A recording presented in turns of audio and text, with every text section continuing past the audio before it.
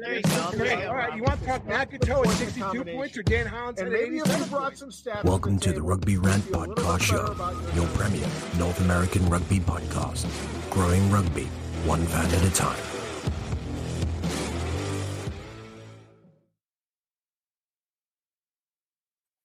And welcome back, rugby fans. It's the rant. Oh, man, it's the big guy. I got to stretch. I had a lot of fun this weekend watching MLR. I had a good day off. I had a late-night watch party because Rooney was on the West Coast, so took a nice long nap today. But again, it's the big guy. It's the hammer. We're at episode 125, and with us today is Ryan Ginty. Ryan, welcome to the show. Hey, how are you? Pleasure to be here, guys. Been listening to you for a long time, and now I get to come on the show with you and get punched around a little bit. I'm looking forward to it. Well, now we know where our one listener comes from. Besides the 3 listens we get between me, Rob, and Ty. Yeah. But Ryan, if you don't know, director of Next Level Rugby.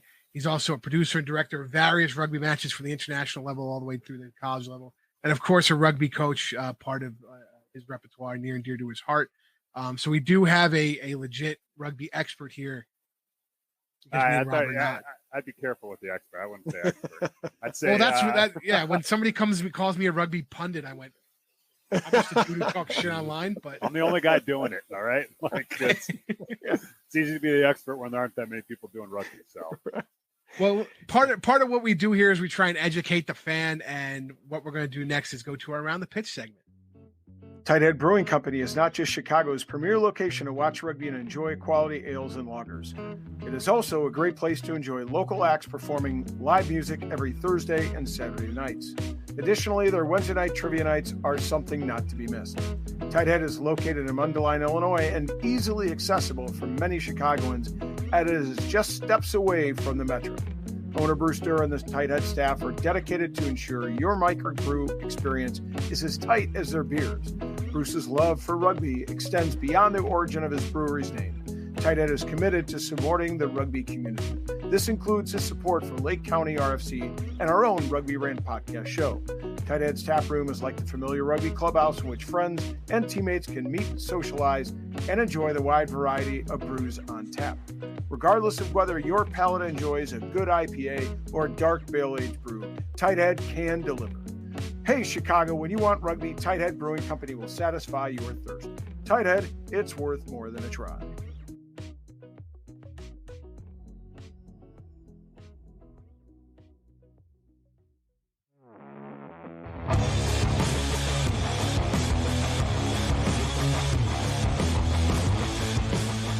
So we're going to start off with Ryan and his Around the Pitch topic. Ryan, what do you got for us? Well, I hate to bring this up to Rob, and I hate to just punch him in the face with it, but if we look into the college game, what might be a little bit of an unexpected result, or expected, depending upon how you look at it, but Life beat Lindenwood, and I mean, they beat them pretty handily, but it didn't start off that way. Lindenwood got up to 22-3 start on Life. And then at the 27-minute mark, it was just all Life after that. It was 5 consecutive tries, just boom, boom, boom. Lindenwood had nothing in response for it. Kind of a big shock because, I mean, I think that Lindenwood is one of the teams that you think is looking to revenge. It's lost last year to Army, but now it's like we look into the national championship contender. Then Life is saying, hey, no, man, we're not done. Like, don't forget about us. Like, we made it paid a little sloppy 27 minutes, but when we turn it on, you know, Life running Eagles, boy, they run. Yeah, what'll be interesting to see is that a product of the fact that Life can get on the pitch earlier and kind of get their legs in under him earlier in the season, as opposed to, the worst weather there in St. Louis. I don't know. We'll see. I'm not going to make excuses. It's certainly that sounded like an excuse. Yeah, it's certainly going to make worse weather in St. Louis. Match. That match in St. Louis is going to be an awfully interesting match, and I think that one's in March 25th, maybe something like that. So, and I guarantee Hammer will be there. I guarantee I will be there as well. Yeah, and you know that weather in March in St. Louis is brutal. I mean, ridiculous, right? Well, since we're on the topic of Rob, I'll be in my budgie smugglers. No, I'm just kidding. I won't embarrass my wife like that. Listen, I want to throw a shout out to a friend of the show, a guest of the show, Captain Kate Zachary, of course, U.S. Eagle, captain our Lady Eagles here in this last World Cup. She reached a milestone with the Exeter Chiefs, 50 caps with the Exeter Chiefs, an awesome milestone under her tenure. They were the 2022 Cup champions. They were in the 2022 Premiership final. So it's great to see Captain Kate get some more accolades and add to her already rich resume. But I'm just so excited for her because I think she's just represents everything that's wonderful about rugby and about women's rugby here in the United States. And listen, I'm going to continue with that vein, talking about another one of our Lady Eagles there. Tess Fury won the back of the week this week from the DMP Sharks. Even though they got, I got to be honest, they got beat down by the Bristol Bears 55-7. One of the bright spots was Tess Fury, and I think me and Ryan would say probably one of the best players on that squad right now. The only thing we can do is go up from that Shark squad, and Tess Fury is one of those building blocks. I love harping on people from the tri-state area as what I'm going to claim. And don't worry, it wasn't Rooney. It was Rooney adjacent. But yeah, Tess Fury, congratulations on getting back of the week. Ryan, what's your second topic? Actually, I'm going to switch it up because now that you just told me something, I think it's even more important. Actually, I'm not going to say more important but I think it might be and this is in line with Tess and Kate, is what the RFU just came out and said for women having maternity leave. Maternity leave, right? Yep. Like they're paying them full out for maternity leave, taking that step, allowing women to go out to be mothers and come back and compete in the sport, which is something that's very hard to do. You know what I mean? It's been impossible before, not impossible, I don't say, but I mean people haven't been compensated for it. But now you see the RFUs coming in, and I mean they're leading the front when it comes to women's rugby, right? They're professional contracts, and now they're coming out and they're saying, hey, we're going to back you if you have you go out, you have a kid, you take time off, we're going to support you, we're going to give you maternity leave, we're going to do that. I think that's huge.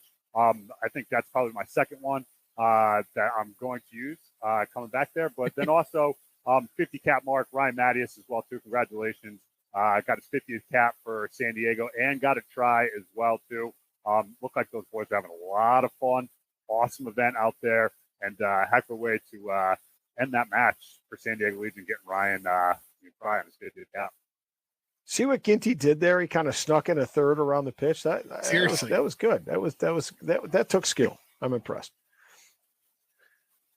So I'm going to go with my second around the pitch, and a little bit of self-promotion here for Rugby Rant fans, but I just completed an interview with none other than Eagles interim head coach Scott Lawrence, and I would encourage you when it comes out to check it out, because if you're a fan of the U.S. Eagles, you're going to love this interview. He provides, he's been out doing the circuit. DJ Coyle interviewed him just this last weekend in the Hounds DC match, but he released some pretty good information, give us a pretty good idea of what his vision is for the U.S. Eagles. He's building an identity already. He's already started to get kind of a leadership team, and he understands what he wants to do with that leadership team and connecting them with the current crop of Eagles, and then how he's going to funnel in the U20s and the next crop of Eagles that will take us into 2027 and 2031. And listen for him to explain in that interview about what's called Eagles DNA. I think it's critical in providing that foundation for his vision and the identity to be able to give our Eagles pride in who they are, where they come from, what they do, and where they're going to be going forward. So check it out. It should be out in a week or so, but be watching for it. Again, the interview with Scott Lawrence, interim head coach of the USA Eagles men's program. Yep. Super excited. Check out, like Rob said, if you want to take a quick check out a quick interview. Our buddy Dougie Coyle did interview him. It was a good interview, and I can't wait for us to put out ours. He's been super open and honest about what he's looking to do. Yeah. He's been making the rounds, so I'm glad he can come on the show. And so going to my last topic here, it's kind of going back to a little bit of what Ryan was talking about with that San Diego Legion match. San Diego Legion broke the attendance record of their home opener at Snapdragon Stadium. I believe 11,247 was the total there. That best by a large margin. The current attendance record. Very excited to see that. It's good to see that. Obviously, the MLR is growing. The teams like San Diego have that many followers that can come and pack out the stadium. Very excited to see, and I can't wait to see what the other numbers were over the course of the week. Again, and going back to kind of what we talked about, weeks ago about the schedule, we're having some very exciting Northeast home openers. Rooney's opening up this week on Sunday. It's supposed to snow on Saturday. It's going to be awesome on Sunday. The big guy's excited. The big guy loves to see rugby in the weather. This is why we play in New York. This is why we live here. I've been playing sports in New York all my life. Rain, wind, snow, whatever. Those are the best matches in my opinion. So very excited for that. And speaking of, Snapdragon and San Diego Legion week 1, that's what we're going to talk about on the Rugby Rant coming up next. The question is, were the week 1 results as you expected? But quickly, let's hear a word from our sponsors.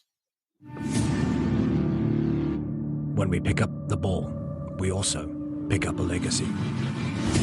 A legacy that stretches beyond your current team. A legacy built on the backs of those who came before you with hard work.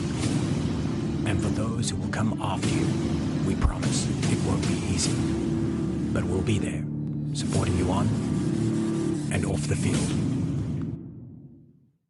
Welcome back, Rugby Rant fans. We're here for the rant. Like we said, the question of the week is, were week 1 results as you expected? Now, we kicked off week 1 with awesome matches on Friday. Toronto at ATL, New England at NOLA. We ended the weekend, Houston at Dallas. We had some big surprises. We had some things that we thought were going to go the way they thought. My Super Brew is all screwed up. So I know I didn't win week 1, but that's a different rant and a different story and a different episode. But Ryan, why don't you kick us off with what are the week 1 results as you expected?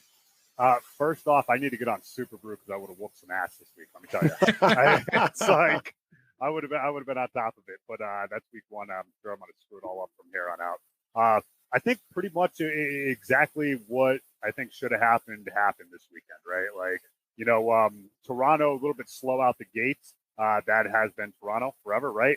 This ATL team was probably the one surprise that I think, like, I expected more out of this ATL team, especially as bad as Toronto played for the beginning of the game. I would have figured, and haven't seen Toronto or seen Atlanta actually play in person in that scrimmage they did down last week in Florida with Chicago and the Raptors. Like, I thought they were better. So I would say that was probably the match that I didn't see what I expected out of it. New England going out there, doing what they're doing. Poor NOLA. I just don't know when NOLA's going to get good at rugby. It's been a while.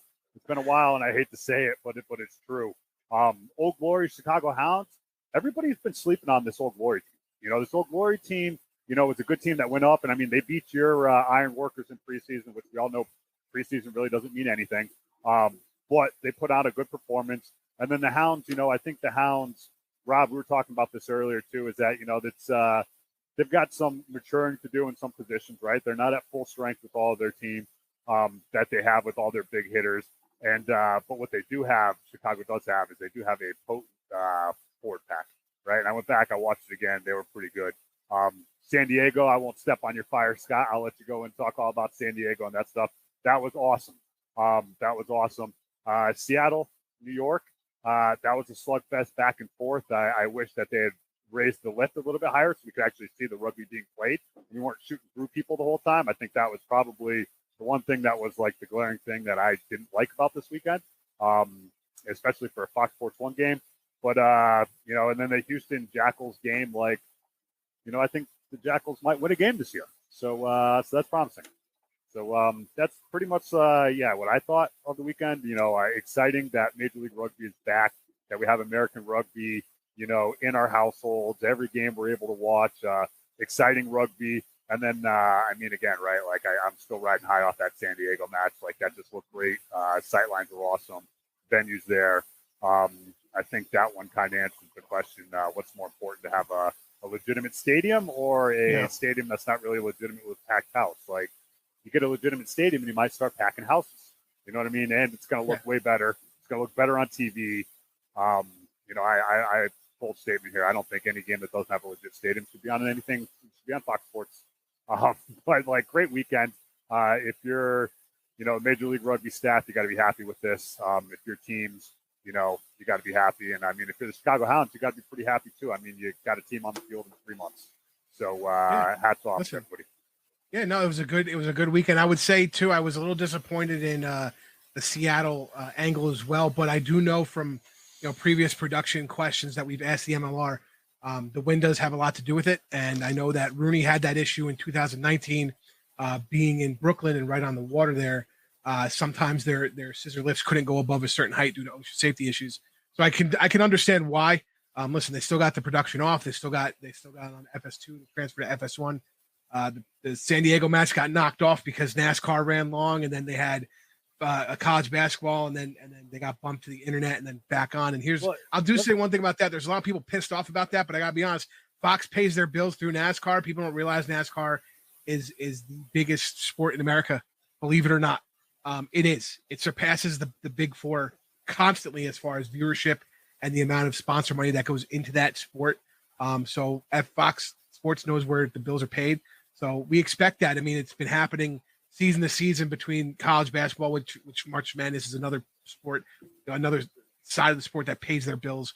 So expect that until March Madness is over. But Rob, we'll throw it to you. What did you expect this weekend?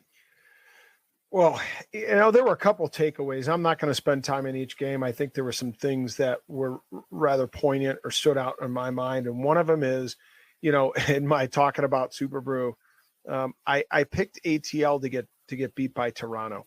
And I don't know what the stink I was thinking, right? Because ATL has been dominant in defense. It's been a Scott Lawrence hallmark. And I really thought with this kind of changeover on the business side of things that we would see some kind of changeover in the rugby side of things. But Steve Brett had those guys going.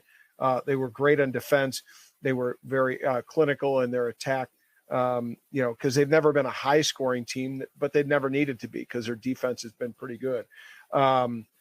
So I shouldn't have been shocked that they came out on top over Toronto. And again, we know Toronto kind of tends to be a slow starter too because they don't get outside early on.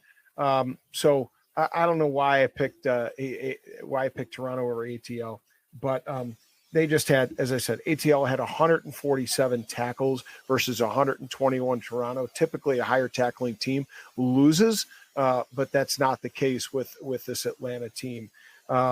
So that was one of the takeaways from the weekend. The other takeaway, Ryan talked about the Hounds. Everybody thought, this Hounds team, they're going to be world beaters from the get-go.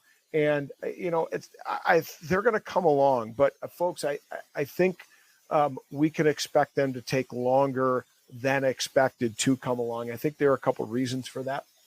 And one of them is the fact that, as pointed out by Brian Ray, they don't have a ton of depth at a lot of positions. So, because they assembled this team in short order, they don't have that depth. And it becomes a little difficult to have and develop your defense when you don't have, players on the other side and training to develop that offense. And I don't know that, the Hounds have had that time together to help develop those, defensive communications and those defensive systems.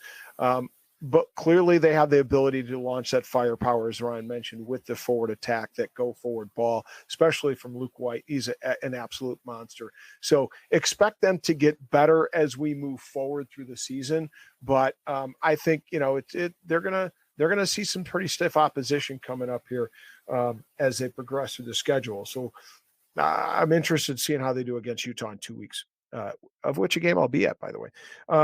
And then OGDC, again, like Ryan said, we undersell them, but I think they're going to be a team that's going to be a force to be reckoned with. And I don't know why the hell the Flapjacks can still get under Nola's skin. I was so disappointed in Nola. I thought with a couple of changes of the back line, they would really develop that firepower to match their forward pack.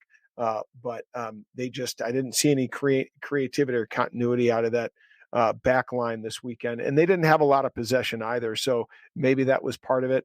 I thought the official on the day, and that was Cisco Lopez. One of the things that kind of shocked me is the fits and starts through which he officiated that game. Very different from a Scott Green game where he kind of lets some things go and kind of lets things play on. so that, the players can get into the continuity and flow of the game a little bit more. Not a bitch about the officiating, just something that I noticed and saw. Yeah, I mean, we talk about consistency, but it's from official to official. It's going to be what it's going to be. But speaking of Super Brew and the fact that I got just curb stomped this week, congratulations to Chad Cooper. Chad Cooper won week 1 of our Super Brew tournament. He gets $25 to shopmlr.com. Now he went perfect in his picks. He hit the margin, pretty close to the margin on 3 out of 6. So he also gets the Grand Slam points for 9.5 points total. Again, Chad Cooper, congratulations on your Super Brew win of week 1. We're coming for you. And then real quick, they do give a wooden spoon. I'm going to shout this person out by their little screen name. Oat Milk Supreme, worst round, got the wooden spoon. It wasn't the big guy. Thank God for that. So let me talk about some of the things, some of the matches here. So Toronto, Atlanta, I was very depressed to see Toronto kind of in their same way as far as their handling errors and their sometimes lack of urgency. And even though at the last minute they got the bonus point, I'd like to point out that with 3 minutes left, they were down by 10. And they had just scored a try. Yeah, they just scored a try. They're down by 10. They get the ball on the restart with 3 minutes left and immediately kicked it back to the ATL. So, they were lucky to get that extra score for the bonus point at the death. But with 3 minutes left, you should be thinking about the fact that not only could I score off the bat right here, there's a potential for me to get another restart and score again. I'm unsure why you would kick the ball at that point. And I know that tactical kicking and the push that they have when they do kick the ball and their defense on it is really good, and it forces teams to make mistakes. But with 3 minutes left, you have to have the ball in hand. And then on top of that, when Atlanta got the ball, they kicked it right back to Toronto, who then kicked it right back. So not only did they kicked it twice out of their possession, and Atlanta too, I don't know what the heck they were thinking. You're up by 10 points. You can have the ball in hand and grind out the next 3 minutes. I don't understand in the last 3 minutes the kicking game for those two that match. It was very I didn't know what to think. So that was not expected. NOLA and New England rather. Going. I knew New England was going to be a good team. They have the roster for it. They gel together. They've been together for a while, longer than some of the other teams in the league have been practicing. I was surprised that NOLA had the same amount of errors that they kind of consistently have. This is like the 3rd or 4th year talking about it, and I know Rob gets very frustrated with it. This is why I'm talking about it. I don't want him to go crazy, and I want him to have some upside going into next week. But I just don't understand, especially their handling again within the 5 meter line and within 22. Like it's like every time they touch the ball, it's they get ahead of themselves. And New England steamrolled them on their set piece, which was amazing to me because I got to be honest, NOLA has a really good forward pack. So to get steamrolled like that at home, I did think, I never picked New England to win. I thought they were going to win in a tight one, even though I didn't pick it that way, but the steamrolling was surprising. The DC Chicago score actually wasn't surprising. I know Chicago had issues with some of their guys getting over, and I think they still have some issues with some guys not being there. So you can kind of tell they didn't have that synergy. And DC, if you look at their roster, made a whole bunch of upgrades. I mean, they got that friggin' tight head prop from Argentina who spent the last couple years in France. I think he's like 6'3", like 300 pounds. He's a big friggin' dude. That's another one. Shout out to Dougie Coyle for an interview with that prop. I forget his name. I'm sorry. Check out DJ Cole Rugby for that one. So DC got the upgrade. They played the new kids on the block. Again, they're in DC. Chicago got to travel. Expected, again, I thought it was going to be closer. We're moving on to San Diego, Utah. Again, it seems as though the teams play the way they expected to or have been playing. We see this with Utah when they're not playing at home. All of a sudden, sometimes the offense kind of gets a little glitch. Not really sure what that's about. And obviously playing a major team like San Diego at home at Snapdragon with that 11,247 person crowd. Although the cohort was there, front row. Shout out to Marcus and Sean and all those guys. It's a hard place to play. I'm sure the emotion is not the best for the opposing team to come into. But again, I was just a little surprised by Utah. Going into Seattle, New York, obviously I picked New York to win. New York kind of had the same issues that NOLA had. They were kind of shooting themselves in the foot on some of the plays. I know when we interviewed Coach Semple about what their attitude is, it's like, make mistakes. We want to have that champagne, move the ball, tap, touch rugby. And sometimes when it doesn't hit, this is what you get, especially with a good defensive team like Seattle. Not that this had anything to do with the scoreline, or I think this had anything to would have changed the game at all. But Andrew Coe got a penalty and subsequently a yellow card for an intentional knock. I believe World Rugby has taken away the yellow card for the intentional knock. So I would like to know, one, if World Rugby is not going with the card, but MLR is, they should clarify that. Or two, if the official made the mistake because for 10 years he's been officiating, and that's been a card, and it's still a card in sevens, and the official, just say that. That's fine. Like I said, it wouldn't have changed the result. Rooney killed themselves, especially in that first half with just a ton of penalties that the fly half Chait, was just sinking down the middle, sliding all those conversions. So, but again, I think it's just interesting. That's a World Rugby change, but got called. Going down to the last match, Dallas-Houston, kind of what I expected. Houston made some big upgrades from last season. Dallas, I mean, just our buddy Rick Collins just kind of showed you, and Dustin Zer, like the the team sheet they put out, a 10-year-old could have done. And they compared it to a D3 team, which doesn't have the resources and I'm sure doesn't have the time. And the D3 production of their roster was better. And I just can't. I'm like, if that's the way the production is going to go, I mean, it doesn't cost that much. I could do it. I could do it better for free. Well, they spent all that money on that stadium. I think that's what it was. They spent all that money on the stadium.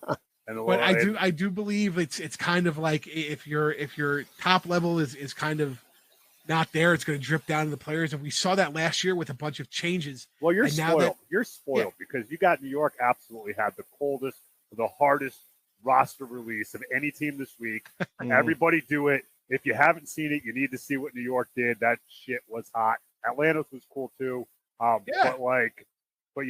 But even just the team sheet, it should be clean. It should look professional. It should show your guys. It should show, your bench. And Dallas was just, I mean, I can't explain it.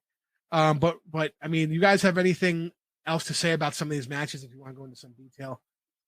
I think that, going to San Diego, right? I mean, if we want to do a way too early predictions, right? If we're going off of form this week, San Diego's the champion of this league, right? Like if we just look at like the best performing team this weekend, hands down, the Legion came out. That's a team that's been together forever. That's a team that's got great resources. A team that has a lot of belief behind them in their fan base. And San Diego is a hotbed of American rugby. As much as it pains to say that, somebody from the Northeast that, San Diego and Southern California is. I mean, it is. It's great what they're doing down there. So I think that's great. Again, we talked a little bit about DC. This Dallas team, though, like I will say, I was actually the wing Maroney. He was impressive. I think he's going to be out. He's going to be outstanding. JP Aguirre was pretty damn good, too. Naposki hit like one corner to set up a try. I mean, his loop around the back where he attacked the space. I mean, Dallas has pieces this year, and they're definitely not going to get blanked out like they got blanked out last year. But again, they're also playing that they're playing South Africa right? Like they're playing basically South Africa and the Houston SaberCats with Danny Barrett, who I mean, we haven't even talked about Danny Barrett yet. I mean, that dude is just turning over ball left and right, falling apart on the field, gets back into the game, keeps going, tearing it up.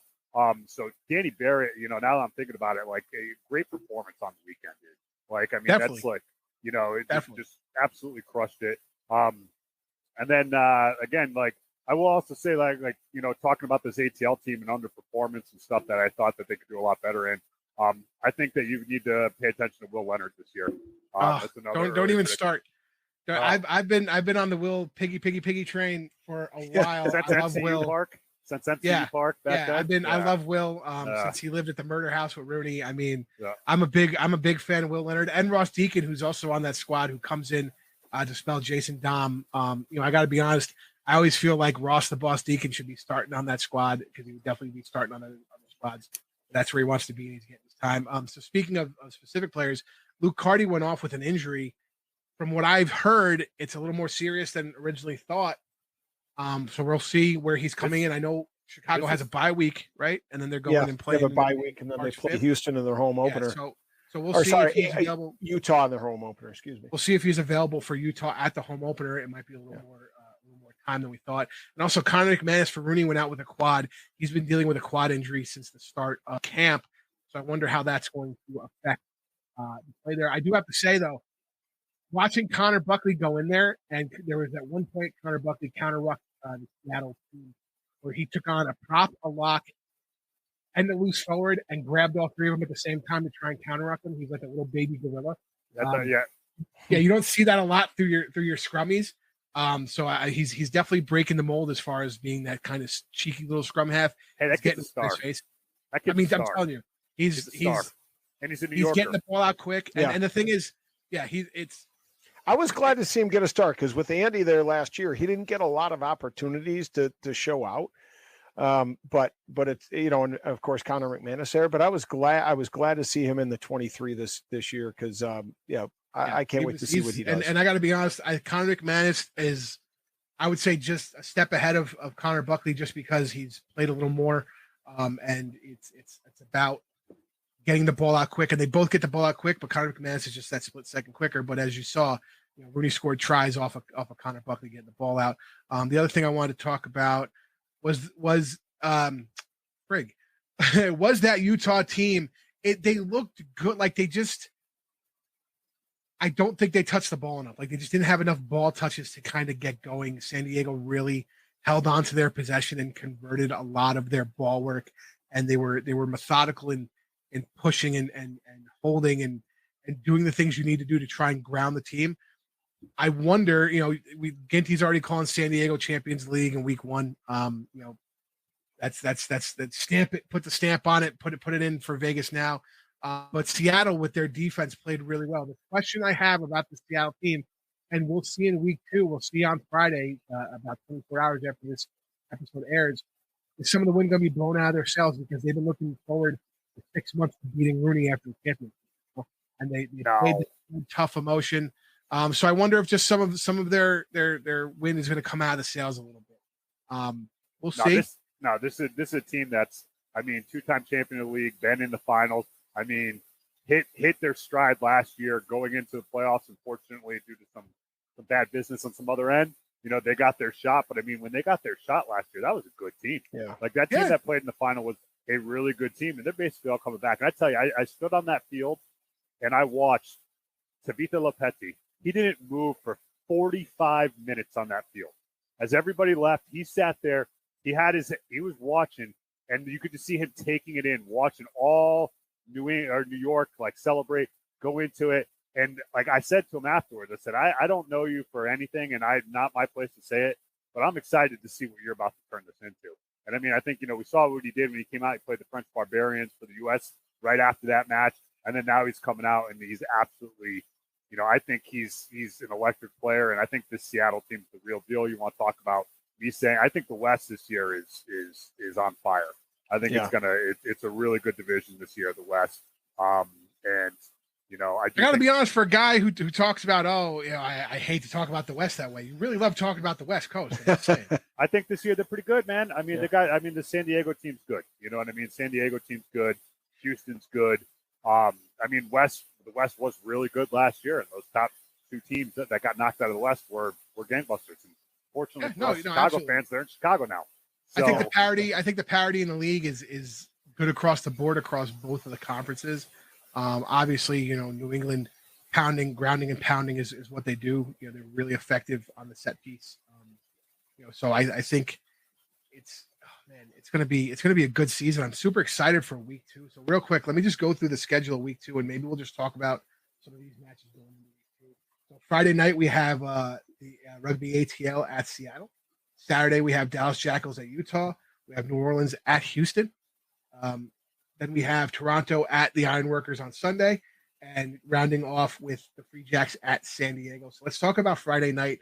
It's a tough place to go, West Coast in Starfire, as you saw with the Rooney team going out there. What do you guys think is going to happen with this ATL team left Seattle? Man, that's a tough call because again, I think that both teams put their stamp respective stamps on their game. I mean, I don't. Going back to what I said earlier, ATL never scored a lot of points. They're not that type of team. They're built around stout defense and good structures, defensive structures, and a solid offensive structure with, put their forwards, a lot of go forward ball and, using their set piece as a basis for the attack. And then Seattle is also a good defensive team. So that should be a good defensive battle. I'm thinking that's going to be a relatively low scoring affair, with the total over under. I would guess under 30, 35. I'll go a little higher, under 35. So I'm looking forward to that one. I think that's going to be maybe the game of the week, with the exception of maybe Free Jacks and San Diego on Saturday. That should be a pretty stout game as well. And I want to say for the week 1 matchup, sorry, Ryan, I'll give you a second to answer that. That first match in Atlanta was it was 10-degree weather. So I wonder if guys were a little frozen up a little bit and just not used to it. So going to Seattle, going to be a couple degrees warmer, probably not as biting cold as it was in Atlanta. So I wonder if that'll have an effect. Yeah, no, I think the Seattle team, if there's one thing like Seattle, it's a great environment, right? Great home field environment. It usually gives you the advantage. I think when you're playing ATL, I don't think it matters where ATL plays, right? I don't think home field advantage plays into this at all, regardless of how crazy and raucous that Seattle Seawolves fan and that base is going to get. ATL is going to go out there. They're going to play good rugby. I think, Rob, I'll take the under on that. If you're giving me 35, I'll take the under on that all day. I think it will be a good match back and forth. The one thing that I'd like to see from Atlanta that Seattle does have is I feel like Seattle has more X factor players. Atlanta doesn't really have that X factor player that's going to come out and just take the game and light it up, right? It's going to be consistency. It's going to be phase play. It's going to be like you said. We're going to wear you down. We're going to play our game. We're going to put you in the positions of the field that we want you to be in, and then we're going to go there. Versus Seattle, Seattle can break it from 95 meters out, right? They could have a great offload, run, boom. Tavita Lepetti hit somebody, step somebody, boom. Now we're offloading.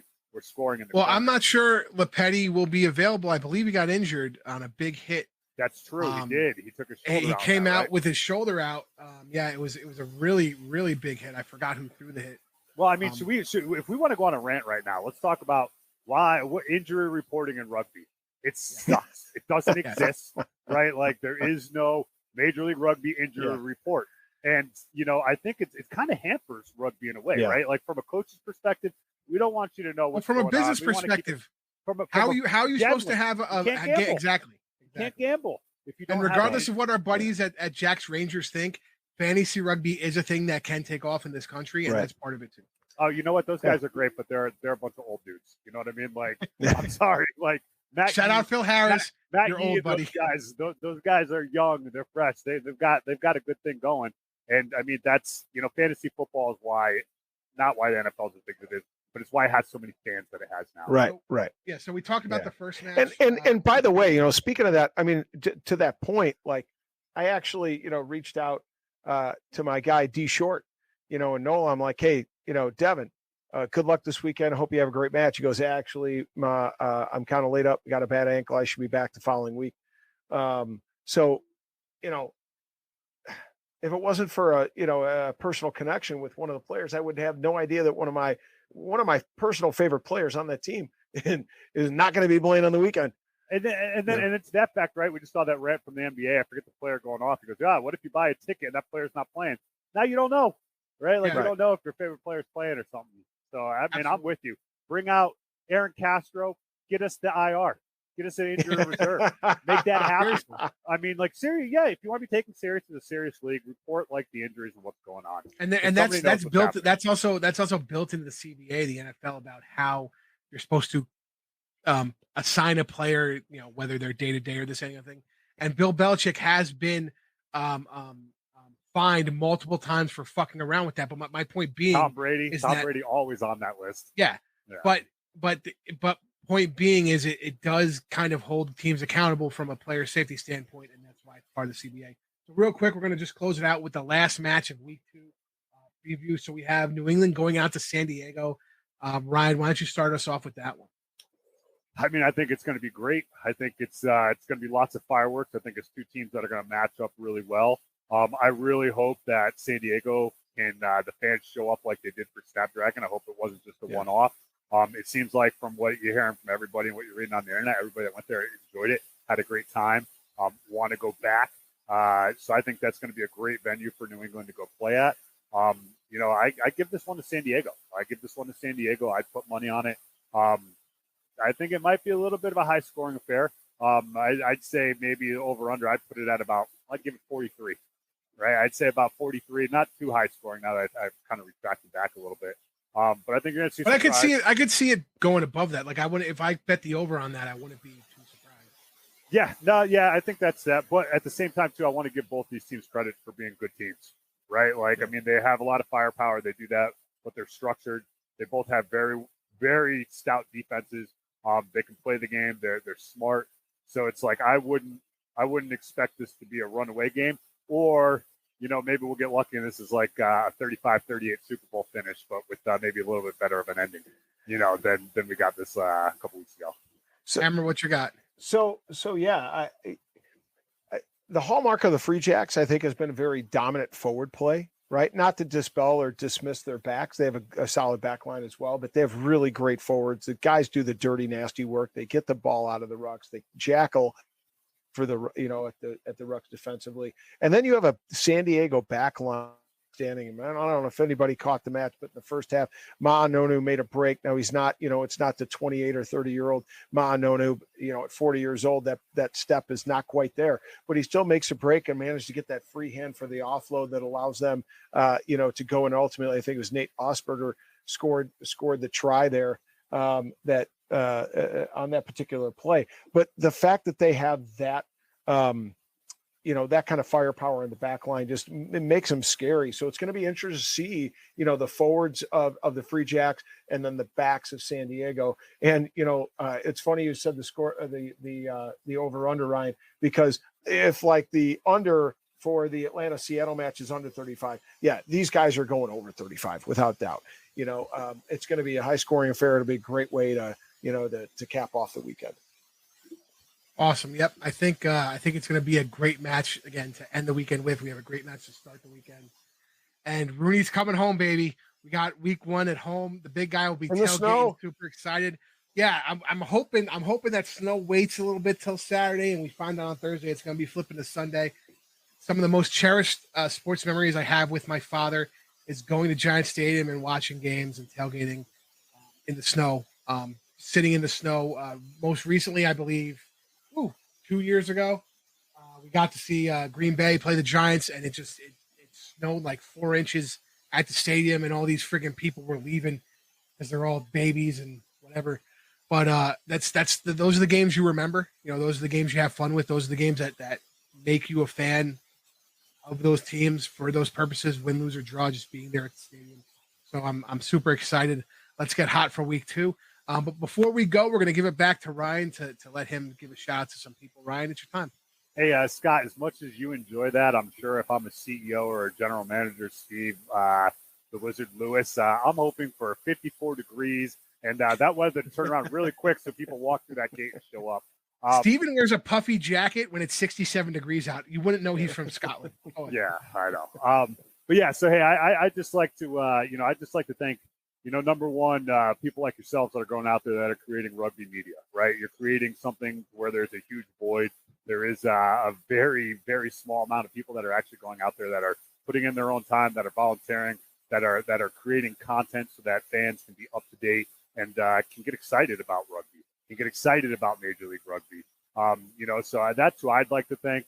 There's a number of podcasts out there. There's a number of different packagers, producers, and stuff. So my gratitude and my thanks are for the Rugby Rants, and then the Rugby Wrap-Ups, and then whatever else is out there, Rugby Morning, Great American Rugby, Lance Kavanaugh, those guys. So basically all the media producers that are going out there, putting in the hard work now. I mean, I've been doing this for like 10 years now. Been struggling as a rugby producer. Finally hitting some pay dirt, and things are starting to look up because the economy is actually changing. And we're getting to a good spot where we're actually seeing rugby. We're seeing consistently rugby across the board. And, I think it's in large part due to individuals like yourselves putting on productions like this. So thank you. Keep doing it and keep going out and keep kicking ass. Hey, appreciate it, man. I mean, with it, it's a community where we try and push our friends to do better. We really, I wouldn't say we have any rivals in this arena, right? Me and Rob say it all the time. We appreciate everybody who's putting out this content for North American rugby. The guys like DJ Coyle, the guys like Brian Ray. You know, you mentioned Rugby Rant with my buddy Maddie. The Jacks Rangers. You know, all the different fan podcasts that there are. You know, I do the Rooney one. Jacks Rangers, the Gold Diggers that Rob does, you know, it's we're trying to branch out, and if we can make the sport professional on this level, just bit by bit, it could only help serve the sport as the MLR grows. We appreciate you being on, Ryan. This is a great episode. I'm sure we'll have you back later this season to mid-season probably. I think is a good time to recap the first half of the season. But fans, this is a great episode. Love talking week 1. We're going right into week 2 again, kicking off tomorrow at 10:30. You have ATL at Seattle at Starfire. It's going to be a great match. But until then, I'm the big guy, Scott Farrar, for the Hammer, for Ryan Ginty, his first appearance on the show, and our buddy Ty, who couldn't be here. Man, love making fans of rugby one at a time, and we'll see you at the next.